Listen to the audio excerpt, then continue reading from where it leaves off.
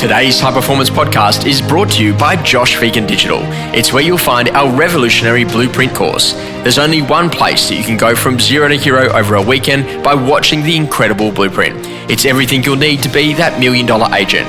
Prospecting, listing, negotiation, and growth. Broken up into short 15-minute pieces, skip to the content you need now or watch from the beginning to end. Only on Josh Phegan Digital. Welcome to High Performance, the podcast featuring Josh Phegan and Alexander Phillips. Alexander, I want to ask you a really simple question, like what are you known for? And this is a really important thing for an agent, that they've got to know, what actually makes them different in their marketplace, and they've got to lean into that like there's no tomorrow. And you've got to be excited about what you're doing. You've got to have something that's fresh and energizing you in whether or not it's photography or video or stylization or the type of buyer work or whatever it is. And that's what I actually get known for in the marketplace. If you think about you, what would you hope that consumers say, oh, that's what Alexander Phillips is known for in market? I'll probably ask you the question, what do you think? He's a great guy. No, but I'd say without a doubt, loyalty is your number one factor. I think that literally dialing in on sales process is absolutely phenomenal. You are an unbelievable negotiator. You work very fairly but firmly with buyers. You're in a position you don't leave any opportunity to miss. If a buyer likes a home and open for inspection, they can come back later that day and buy it if they want to. You make sure that everything is dialed in on sales process, that they can get a copy of the pest and building report, contracts, XYZ very speedily.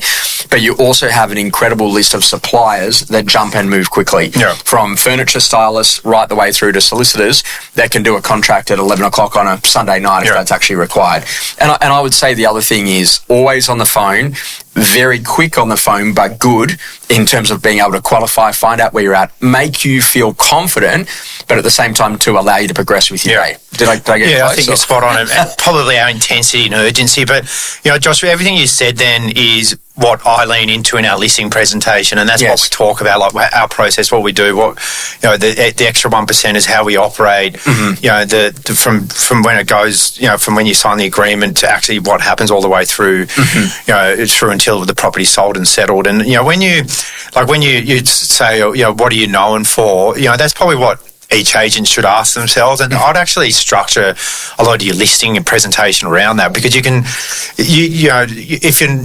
everyone's got their own specialties and good traits and whatnot that you can talk about, and when you're good at something and you can talk about it passionately, I think you're going to convince a lot more vendors to use you. If you're a unit specialist, be a unit specialist. If you're a beaches specialist, be a beaches specialist. If you specialise in the eastern suburbs, then do that really, really well. Yeah. And I think that the big thing is that literally you are building a team of high quality people that I feel really confident that literally if any of them turned up to do the open for inspection or to run my campaign, if you were away for a week as an example, that I'd have 100% confidence around what it is that they're doing. Yeah. That's important when you think about what you're known for, because you've got to go and do that. And so when I think about it, what am I known for? I don't know, hopefully really good quality energy, hopefully really good quality thinking and systemization, form, checklist, visual dialogue, to get you moving fast. Yeah. This is important to go after that. Your famous saying is that you got to start in the marketplace you want to end up in.